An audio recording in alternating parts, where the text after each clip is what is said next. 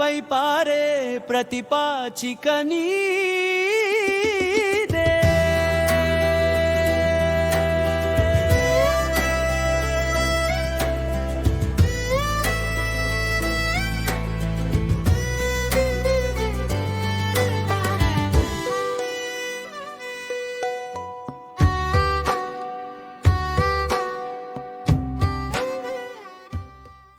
అందరికీ నమస్కారం అండి.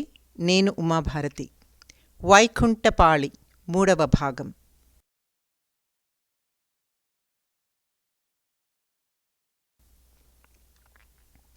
హ్యూస్టన్లోని మా స్టూడియోలో 12 ఏళ్లగా శిక్షణ పొందుతున్న సౌమ్య, ప్రియాంకలు వారి కూచిపూడి రంగప్రవేశం కార్యక్రమాలకి ప్రాక్టీసులు చేస్తున్నారు.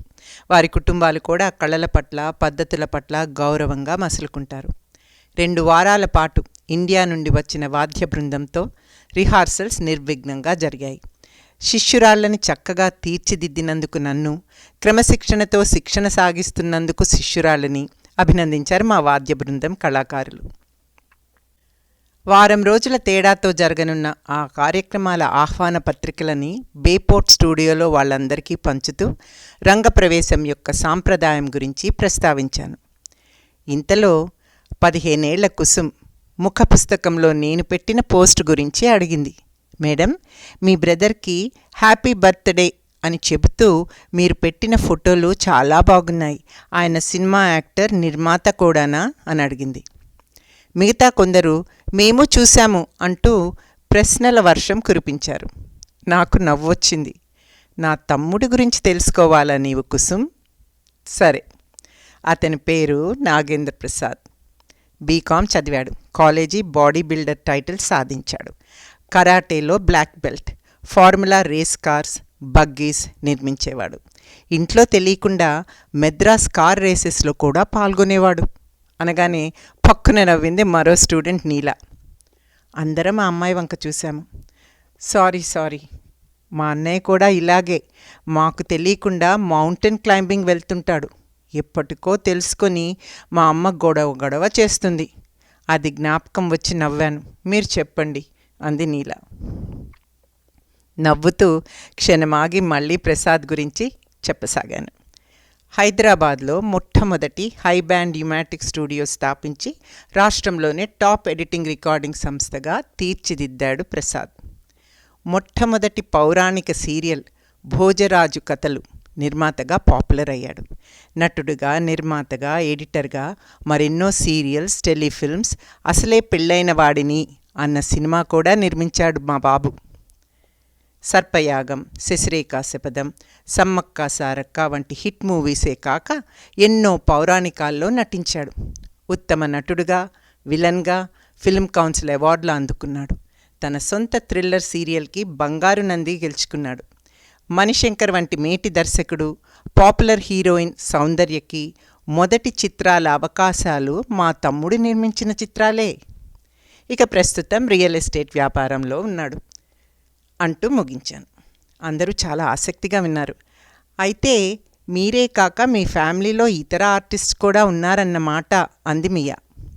అంతా మా నాన్నగారి ప్రోత్సాహమే అంటూ క్లాస్ ముగించి బయలుదేరబోతుంటే, మేడం, మాతృదినోత్సవానికి ప్రోగ్రాం చేయాలని అందరూ అంటున్నా మీరు ఒత్తిడి ఏం ఫీల్ అవ్వకండి మేడం, మిమ్మల్ని ఆ విషయంగా మేము తొందర పెట్టము అని నవ్వుతూ మాటిచ్చింది మియా. సరైన సమయం అనిపించి వైదేహి తల్లి మాలిని గురించి ప్రస్తావించాను. అంతా విని, నాకు తెలుసును మేడం, నేను అభినవ్ కూడా వారి నడుమ సంధి కుదర్చడానికి ప్రయత్నిస్తున్నాము. మాలిని మాత్రమే పనిచేసి సంపాదిస్తుంది కదా, ఆర్థిక సమస్యలే ఉన్నట్టున్నాయి వాళ్ళకి. అన్ని విధాలా సాయపడాలనే అనుకుంటున్నాము అని మియా అనడంతో మనసు కాస్త తేలికైంది. ఇంటికి డ్రైవ్ చేస్తుండగా నా శిష్యురాలు ప్రియాంక నుండి ఫోన్ అందుకున్నాను. స్పీకర్ మీద ఉంచి, ఏమిటమ్మా ప్రియా, ప్రోగ్రామ్కి అంతా రెడీ కదా? 3 రోజుల తర్వాత నువ్వు పూర్తిగా ఫ్రీ అయిపోతావు. నిన్ననే మీ అమ్మతో కూడా మాట్లాడాను. ప్రోగ్రాం తర్వాత విందు భోజనమట, నీ ఎంగేజ్మెంట్ ప్రకటన అట. బాగుందిరా, కోరినవన్నీ నెరవేర్చుకుంటున్నావుగా అన్నాను సంతోషంగా. ఆంటీ, అందుకు ముఖ్య కారణం మీరే కదా, మీకు ఎప్పటికీ రుణపడే ఉంటాను. ఇప్పుడు అంతా హ్యాపీ. నేతన్తో నా స్నేహాన్ని సహించని మా ఫ్యామిలీ ఇప్పుడు అతన్ని కుటుంబ సభ్యుడిగా భావిస్తున్నారంటే మీ చలవే కదా ఆంటీ.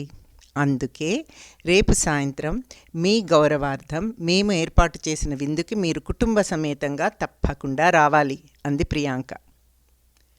అలాగేమ్మా, అంకుల్కి చెప్పి కన్ఫర్మ్ చేస్తాను అని ఫోన్ పెట్టేశాను.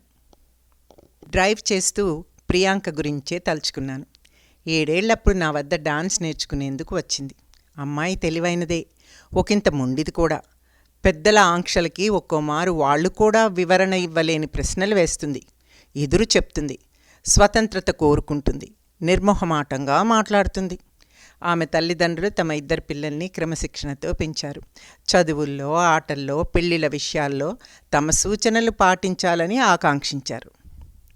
అయితే స్కూల్లో నేతన్ అనే సీనియర్ కుర్రవాడితో ఏర్పడిన స్నేహం విడదీయలేని ప్రేమగా మారిందని తన తల్లిదండ్రులకి చెప్పినప్పుడు మాత్రం ఇల్లు నరకంగా మారిందని నా వద్దే ఎన్నో మార్లు వాపోయేది ఆ అమ్మాయి. తన తల్లిదండ్రులతో నన్ను మాట్లాడమని పలుమార్లు ఆ అమ్మాయి కోరినా నేనే సంకోచించాను. ఆమె స్నేహితుడు నేతన్ మెడికల్ కాలేజీలో చేరాక అక్కడికి దగ్గరలో ఫ్లాట్ తీసుకొని ఉంటున్నాడు. నేతన్ విషయంగా తల్లిదండ్రులతో గొడవ పడ్డప్పుడల్లా ప్రియాంక అతన్ని ఫ్లాట్కి వెళ్ళిపోతుంది. ఆ కుటుంబం పడుతున్న క్షోభ నన్ను బాధించేది.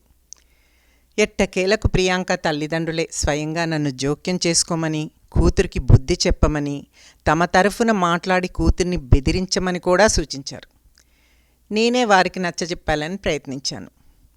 కాలం మారిందని, పెద్దలు తమ పిల్లలతో స్నేహంగా ఉంటేనే మంచిదని మనవి చేశాను. 20 ఏళ్లు పైబడిన ప్రియాంక, నేతన్లు పరస్పరం ప్రేమించుకుంటున్న విషయం గుర్తు పెట్టుకుని వ్యవహరిస్తేనే కుటుంబానికి మంచిదని కూడా సూచించాను. పిల్లల్ని వెలివేయకుండా దగ్గరికి తీసుకొని దీవించమని నా అభిప్రాయంగా వారికి చెప్పాను. ఇక ఆ తరువాత 2 నెలలకి అంతా చక్కబడిందని తెలిసింది. తల్లిదండ్రుల ఇష్టానుసారం కూచిపూడి రంగప్రవేశం చేస్తానని, మెడిసిన్లో చేరుతానని వారికి మాటిచ్చింది ప్రియాంక. ఆ కుటుంబ కథ సుఖాంతమైనందుకు సంతోషం అనిపించింది నాకు. నిజానికి ప్రియాంక తల్లిదండ్రులు శారద, నారాయణ గారు మా అకాడమీ శ్రేయోభిలాషులే కాక మాకు మంచి స్నేహితులు కూడా. ఆ మరుసటి రోజు ప్రియాంక కోరినట్టుగా మా వారు మురళీ గారితో కలిసి వారింట విందుకి హాజరయ్యాను. ఇల్లంతా పెళ్లికల సంతరించుకున్నట్టు అందంగా అలంకరించి ఉంది. వారి కాబోయే అల్లుడు అంటే ప్రియాంకకి కాబోయే భర్త నేతన్ గార్సియాని, అతని కుటుంబాన్ని మొదటిసారి కలిశాను. అలాగే హ్యూస్టన్ ఇండియన్ కమ్యూనిటీలో పెద్దలు, సాంస్కృతిక సంస్థ వ్యవస్థాపకులు అయిన అప్పారావు గారు, ఆయన భార్య రాజ్యలక్ష్మి గారిని కూడా చాలా కాలం తరువాత కలవడం సంతోషం అనిపించింది. అప్పారావు గారు పరిచయమే కనుక మా వారికి మంచి కాలక్షేపం.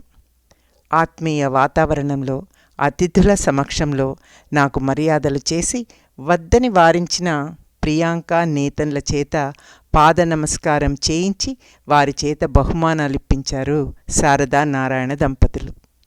రాజ్యలక్ష్మి గారు నాకు పూలమాల వేసి ప్రేమగా దగ్గరికి తీసుకుంటే ఆమె భర్త కళాబంధు అప్పారావు గారు మాట్లాడే అవకాశం కోరి మైక్ అందుకున్నారు.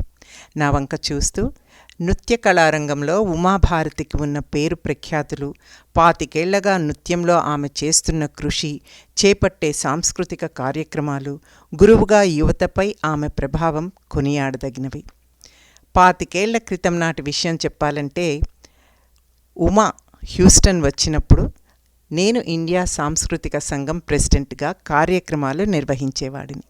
అప్పట్లో మీనాక్షి టెంపుల్లో జరిగిన ఓ దసరా ప్రోగ్రాం సందర్భంగా ఆమె తల్లిదండ్రులు మేజర్ సత్యనారాయణ, శారద గార్లని కలిశాను. మాటల్లో ఆమె పేరున్న నృత్యకారిణి అని, ఆంధ్రప్రదేశ్ ప్రభుత్వం వారి చేత గుర్తింపబడి దేశ విదేశాల్లో వందలాది నృత్య ప్రదర్శనలు చేసిన యువ నర్తకి, నటి అని తెలిసింది. ఆ తర్వాత కొన్నాళ్లకు మా సంఘం వార్షికోత్సవానికి ప్రత్యేకంగా ఆమె నృత్య ప్రదర్శన ఏర్పాటు చేశాము. అదే సమయంలో నిర్మాణ దశకి చేరుకున్న మీనాక్షి ఆలయంలోని వినాయక విగ్రహ స్థాపనతో పాటు ఆలయ ప్రాంగణ నిర్మాణం కోసం ఉమాభారతి స్వచ్ఛందంగా ముందుకు వచ్చి తన నృత్య ప్రదర్శన ద్వారా నిధులు సేకరించింది. ఉత్తమమైన ఆశయాలతో కళాకారిణిగా నాట్య గురువుగా కొనసాగుతున్న ఉమాభారతికి హృదయపూర్వక అభినందనలు అన్న ఆయనకి ధన్యవాదాలు తెలిపాను. విందు భోజనం తరువాత ఇంటి దారి పట్టాము. నింపాదిగా కారు నడుపుతూ, నేను నీ గురించి 4 మాటలు చెప్పాలనే అనుకున్నాను తెలుసా అన్న మా వారి వంక చూసి నవ్వాను. అదేనోయ్, మొదట్లో నీ ఆలయ కార్యక్రమాలకి ఏర్పడిన అడ్డంకులు, ప్రోగ్రాములు విరమించుకోమన్న హెచ్చరికలని కూడా అధిగమించి పట్టుదలే శ్రీరామరక్షగా నా భార్య ఈరోజు ఈ స్థాయికి చేరిందని చెప్పాలనుకున్నాను అన్నారు మురళి సీరియస్గా. మరి చెప్పలేదే, నేను కూడా మా ఆయన బంగారు అని నలుగురిలో మిమ్మల్ని మెచ్చుకునేదాన్నిగా. ఆ ఛాన్స్ పోయింది మరి అన్నాను. పర్వాలేదులే, అందుకు బదులుగా రేపు డబుల్ కా మీఠా చేసి పెట్టు, సరిపోతుంది అన్నారు ఆయన. ఓకే, ఇంకా ఏమన్నా కావాలంటే కూడా వండి పెడతానులేండి అని సీట్లో వెనక్కి వాలి కళ్ళు మూసుకున్నాను. మా వారు అన్న మాటలతో 25 ఏళ్ల నాటి జ్ఞాపకాలు ఒక్కసారిగా నన్ను అలుముకున్నాయి.